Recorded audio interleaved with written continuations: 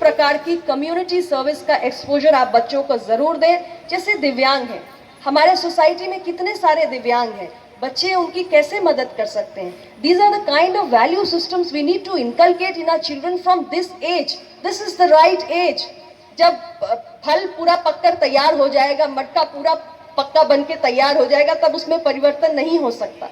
सही जो समय होता है, तो यही समय है, सही समय है। प्रधानमंत्री जी कहते हैं यही समय है, सही समय है।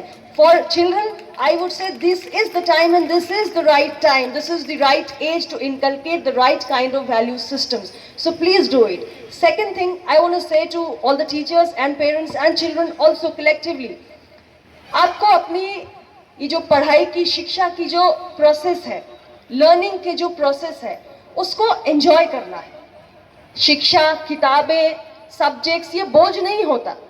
अपने स्टडीज को हमें इंटरेस्टिंग बनाना है और उसके लिए हमें एफर्ट्स ये करने होंगे कि पढ़ाई को पहले तो हम कोई पढ़ाई को लेकर स्ट्रेस ना रखें। ये माता पिता की भी जिम्मेदारी है, टीचर्स का भी दायित्व है कि पढ़ाई को लेकर बच्चों के मन में स्ट्रेस मत क्रिएट करिए, बल्कि शिक्षा को, लर्निंग प्रोसेस को हम एंजॉयबल कैसे बना सकते हैं, रोचक कैसे बना सकते हैं, हमें इसकी कोशिश करनी चाहिए। और उसके लिए practical learning is very important.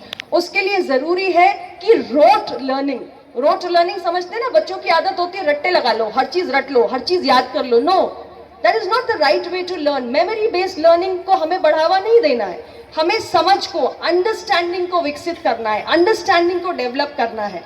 तो किसी भी सब्जेक्ट को यदि रोचक बनाना है तो हमें इस बात का विशेष ध्यान देना चाहिए कि कुछ बच्चे ऐसे तो नहीं हैं जो विषय को समझने के बजाय उसको याद करने में ज्यादा अपनी एनर्जी लगाते हैं, क्योंकि उनको लगता है कि एग्जाम में मुझे याद नहीं आएगा तो मैं रिप्रोड्यूस कैसे करूंगा ऑन पेपर, फिर मेरे तो मार्क्स कम हो जाएंगे।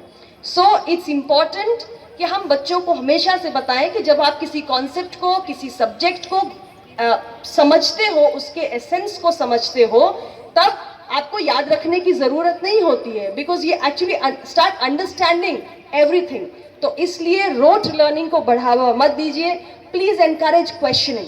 एज टीचर्स, जब आप 30 मिनट्स, 40 मिनट्स, 50 मिनट्स का जो भी लेक्चर लेते हैं, तो आप किसी भी सब्जेक्ट को, किसी भी इशू को, किसी भी टॉपिक को जब पढ़ाते हैं, उसके बाद आपको बच्चों के क्वेश्चनिंग को बहुत एनकरेज करना चाहिए। बच्चे जितना सवाल पूछेंगे, यानी कि वो उतना ज्यादा उस विषय को समझने की कोशिश कर रहे हैं। The more they question, the better they understand, and we have to focus on